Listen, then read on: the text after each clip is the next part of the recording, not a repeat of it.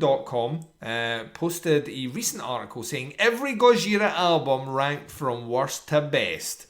Now, when these titles come out, they very rarely put something like that, in my opinion.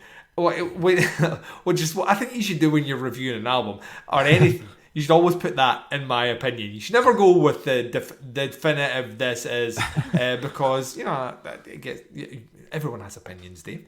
This is what the article says, and then I'm going to turn it over, and we are going to rank, Dave, me and you are going to rank every Gojira album from worst to best. So from back to front, like how you listen to albums. Here we go. So it says, ranking every Gojira album from worst to best is a tough job, but we've done it. Coming from the sleepy suburbs of Bayonne in the... Bayonne? We'll go with that. Bayonne. That sounds more French. In the southwest of France, it was never going to be an easy journey from Gojira to go from the death metal curios to festival headliners. Another band that, once again, had you asked me, I'd be like, they're not going to be headlining. They have. But against all the odds, the Duplantier brothers... Duplantier brothers, vocalists Joe and Mario, so they should just be called Joe and Mario, have masterminded one of the most unlikely ascents in history of metal. There are many reasons for this, but the main one is that Gojira have never released a dud record, which makes ranking their discography from worst to best a tough task, but we've done it. The one thing I will say from this opening statement is I totally agree with everything that guy has just said. The most unlikely festival headliners like of all time, until you hear them live, and it totally makes sense. And like they came out of fucking nowhere, and are like huge, and they haven't ever done a bad album. So there we go. No. Let's go into this. So they've ranked at number 6 on the list. So they have 6 albums. So the worst album, but still denoting that it's a great album, is The Link from 2003. It says not a bad album by any stretch of the imagination, but it is clear The Link is the weakest in the Gojira chain. The production feels weaker, robbing the band of that earth-shattering power that they're known for. Joe Duplantier, voice is yet to, Joe's voice has yet to, Joe Smith's voice has yet to hit the remarkable heights of viciousness that would do in a wide expansive metal that they absolutely nail on their next effort. It certainly isn't a stylistic left turn from the straight ahead death metal debut, the death metal of their debut, but The Link often feels like a band that just have a great idea but yet have to execute it correctly. Right, so that's number 6. Number 5, Terra Incognita, their debut from 2001. The band's debut album sounds a million miles away from where they are now, but Terra Incognita is actually aged incredibly well. It showcases a band wearing their influences very clearly on their sleeve: Death, Morbid Angel, and early Sepultura. Highlights are the odd rhythmic time signatures in the second half of Love, which gives way to the pure death metal riffing and crushing lizard skin, which slows down to a slow grind before singeing the listener with some brutal blasting. So there we go, that's number 5. Number 4, The Way of All Flesh. 12 years since that album came out, that's fucking ridiculous. 2008. The idea that a band could make 3 albums that are better than The Way of All Flesh seems insane, but reinforces the argument that Gojira are one of metal's all-time greats. The opening spidery guitars that start everything on Ouroboros, that's a hard one if you're Scottish, is one of the most recognisable pieces of Gojira's back catalogue, and it's never really lets up from there. The likes of The Art of Dying Vacuity and Adoration of Noise, featuring a turn from Lamagod's Randy Blythe, are just stunning. So why so low, you ask? Well, we're going to be splitting a lot of hairs from here on in, maybe a little too lengthy. So shave a little off here, and it's arguably as good as anything the band have ever recorded. Number 3, Magma from 2016, written in tribute to the brothers, whose name I won't mention, the Smiths' late mother.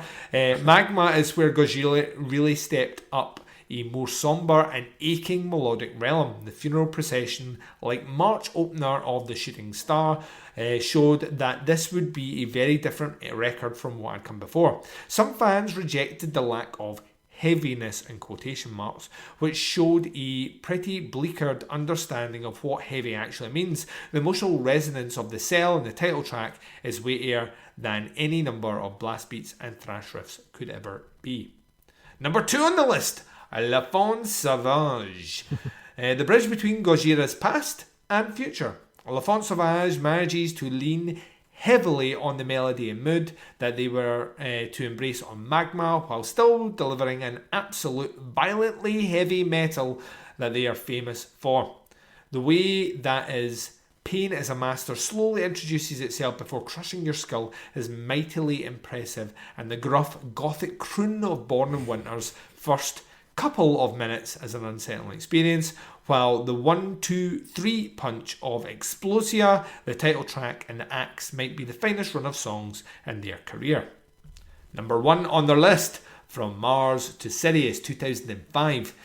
It's almost an impossible choice, but if there is one album that really defines everything that is truly great about Gojira, then it is From Mars to Sirius. Listening back to it today, it's clear that at this point in the band's career, they took the earlier death metal stylings, made them bigger, grander, bolder, and more inventive. The sheer power of songs like Backbone and From the Sky have never been surpassed. The heaviest matter of the universe is aptly named Tsunami of Noise, and the more melodic touches, such as the acoustic From Mars, as a preface to the crushing To Cyrus, and the ethereal beauty of Flying Whales, brought an entirely new dimension to Gojira's music. So there you go, Dave. Their listing for you to argue is The Link at number 6, Terra Incognita at number 5, The Way of All Flesh at number 4, Magma at number 3, La Faune Sauvage at number 2, and From Mars to Sirius at number 1. Let's work Davey and Duncan's list 6-1, and then you can tell me why Metal Hammer got it wrong. Right, what's number 6 on your list? Number 6 on my list would be Terra Incognita. Twinsies. I'm with you on that one. It to me is the most basic sounding of it, and I still love it, but it's the most basic of all the albums they've released. Yeah, you can tell they're in their infancy on that album, and as the article said, they were kind of playing around with more kind of death metal influences on that, but it's the one that I go back to the least out of all their albums. Agreed. Number 5. Number 5 for me would be The Link. Interesting. Big Davey coming in, interesting. Why is it The Link? The Link was probably my introduction to Gojira. When I heard that album, I was just like, wow, like what is this band are doing something completely different from everyone else. And they were still again in their early stages, so a lot of it was quite basic and compared to where they are now. Or not basic, but a bit more kind of minimalist in terms of the production and stuff. But you could hear there was elements in there that were just like amazingly well put together, very technical and vicious as well. It's quite a raw production, quite a raw sounding album, but and I still really enjoy it as an album. But in comparison to some of their newer stuff, I would say it's probably further down the list. So I'd go number 5, The Link. I am with you, number 5, The Link. What's interesting about it is The Link was the first album that I ever listened to, and I think it might be the song The Link at the end where they do it's like a polyrhythmic loop of playing. Yeah. And it's the first time I really had to sit and try and like dissect where the loop was, and struggled. For like he would be sitting tapping with my hand going, right, where do we look back to the beginning, and I could not get it, and it's now ingrained. I've listened to that song so many times I could practically beatbox it out for you, Dave. I'm not gonna though, but yeah, it's one of those ones where I just was blown away by how you could take something so clearly kind of techie death metal at the start and go in a completely different direction by the end. It's one that I don't come back to often. And I will say the raw production maybe doesn't necessarily aid it as well, but the tracks from that I've seen live sound just as good as anything. Yeah. Like, you know, like any of those tracks live, with their live sound production, you could put them up against almost anything the band's put out. So yeah, I think you're probably right there. So where are you going with 4? Number 4, and I was swirling between 4 and 5 where this should sit. But for me, number 4 is Le Font Sauvage. I'm with you, Dave. Oh, we're twinsies on this list. I can already feel it. I can feel it. I don't get a love for this album as much as I'd like. I really, really, really don't. I think it is. I think it's a step down from The Way of All Flesh. Yeah, I do as well. Yeah, totally agree. It's bludgeoningly heavy, and I remember when the album came in, our website had just kind of started that year. So when it came in, everyone was really excited to hear it and to review it. But I remember listening to it and thinking it was really heavy, and I was like, it was almost too heavy the first time I listened to it. But I went back to it, but there was just something about it. It just didn't stick with me as much as the other albums do. I don't know if it's the kind of the formula they're using, the kind of structure of the songs, or if the choruses aren't standing out enough. I'm not entirely sure. No hooks. Yeah, the lack of hooks. Yeah. See if I was to see like the heaviest matter in the universe. I know right now you're playing that riff in your head. See if I say Born in Winter to you. I can't. And I've listened to it. I've tried. This is the album that I want to really like. And I can't. And I remember this is the album that split the team down the middle, with me and you on one side, basically saying it's not that. It's a good album, but it's not on the level of the previous two. And people going, "Are you fucking mad?" And like, I can't. But if we can't agree this statement right now, we can't be friends. So yes, it's well produced as well. It's a great sounding album, but. Yeah, as you said, I think you hit the nail on the head. I got a lack of hooks on that one. Cool. So where are you going next then? What's number 3? Number 3, I actually agree with Louder Sound. I would go with Magma on number 3. Interesting. This is our first time that we're going to split up because I really liked Magma. The Way of All Flesh is number 3 for me. Oh, interesting. I think The Way of All Flesh is brilliant. I think there's a couple of tracks in it which kind of meander just a little bit, in a way which is not offensive or anything like that, but like on the previous album, would have been a bit tighter. Although the production is, I think Logan Madder did the production on that album as well, and it's maybe their best produced album. Like you can fucking hear. Absolutely toxic. Was it Toxic Wasteland Island or whatever it's called? The sound of the drums and the guitar together on that track are just so fucking pristinely produced. It's so fucking heavy. It's eye shattering, and Vacuity as well is another one where like just the guitar tone's disgusting. So. Yeah. For me, Magma. When I first heard it, I was a bit taken aback with it. I think Shooting Stars, the first track on the album, and I was like, not too sure what to think about this. And I know there was a lot of kind of complaints about, it's not heavy enough. But the more I listened to it, the more I got into it. And I actually quite liked the fact that there wasn't as many heavy elements on this as there were on their kind of previous albums. Again, immaculately produced album, and it's one that there's a lot of tracks on this that kind of stick with me. And again, when I was watching the Red Rocks thing they did on YouTube, some of the tracks from Magma sounded huge. Like it was just ridiculous sounding. Yes, I'd go Magma number 3. Cracking album, but not quite number 1 or number 2 for me. Yep, let's do swapsies then. Magma to me comes in number 2 for pretty much all the reasons you've just said. I think the melody in there is what makes it remarkable from the rest of the choice of like emotional melody. And I'm still like using melody in quotation marks here because this is still Joe doing what Joe does, which he's got such a tone, like such a melodic tone to such a gruff sound that, like, if you looked at this guy, you would not think that. It's like when we saw Church of Misery live, and this wee Japanese man walks out and goes on stage, and we're like, when's the singer coming out? And he grabbed the mic, and this demonic fucking voice come out of him, and I was like, oh, holy fucking shit. It's like that. Like, Joe does not look like he should be able to project a voice like that. Which is, I think, is one of their hidden weapons, is like how melodic his tone is and how aggressive it is in the same beat. But I like the dexterity and the quieter moments on the album. I think that's what really elevates it. And I remember reading the backlash about this one, and I'm like, this is where I can't like relate to a lot of metal fans, because to me, the band exposing a level of vulnerability, I thought, only made them better. And I think some of the songs on it are, up there amongst the best they've done. So it's why it's number 2 for me. Why is The Way of All Flesh number 2 for you? Yeah, it's it's start off by saying it's not a perfect album. All right? I would say it's not a perfect album, but it's one of their most, for me anyway, it's one of their most listenable albums. And it's powerful, a really powerful album.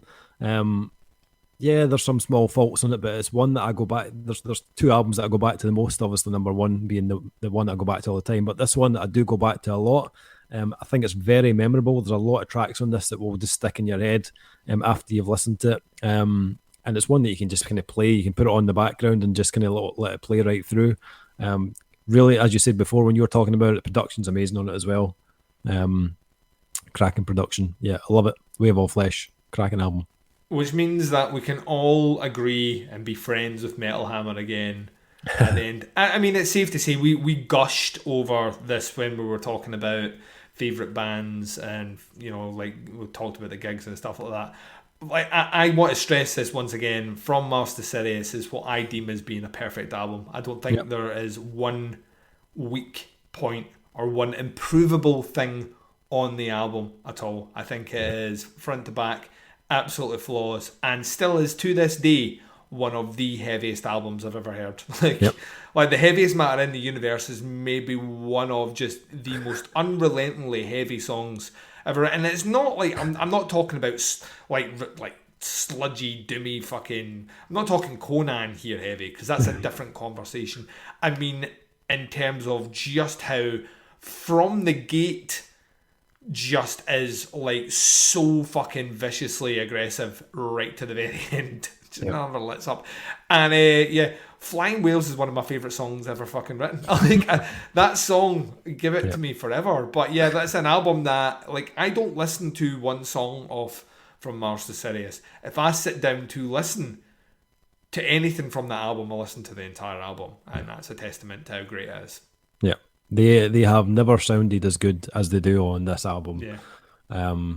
It is just flawlessly produced, like one of my favourite productions of all time. And the tracks on it are just ridiculously heavy.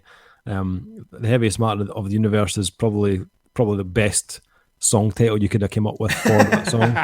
It's just ridiculous. And to see it live, they'd obviously just released that album when we saw them at King Tut's. And that is it's a gig I will never forget. Like, it was just one of the heaviest things I've ever seen. And just even the thing is, though, even though these songs are so heavy, huge riffs, there's atmosphere on this for days. Oh, like, God, yeah.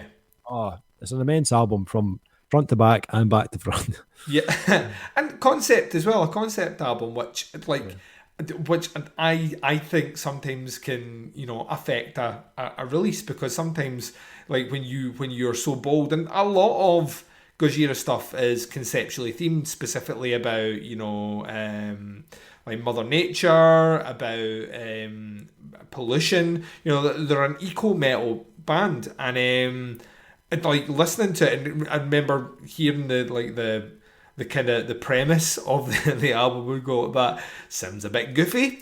And they're what, a progressive death metal? Sounds like you've just made that up.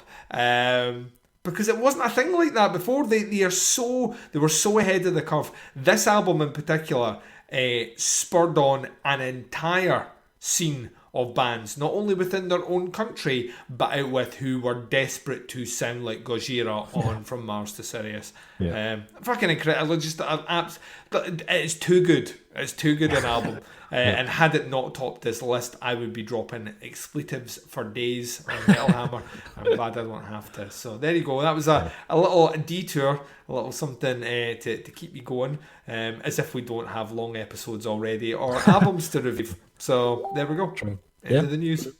Let us know your thoughts. If you want to let us know your Gojira albums, worst to best, let us know. Let us know what you think. If you agree, disagree. Yeah, if you disagree, don't send them in. Don't even bother.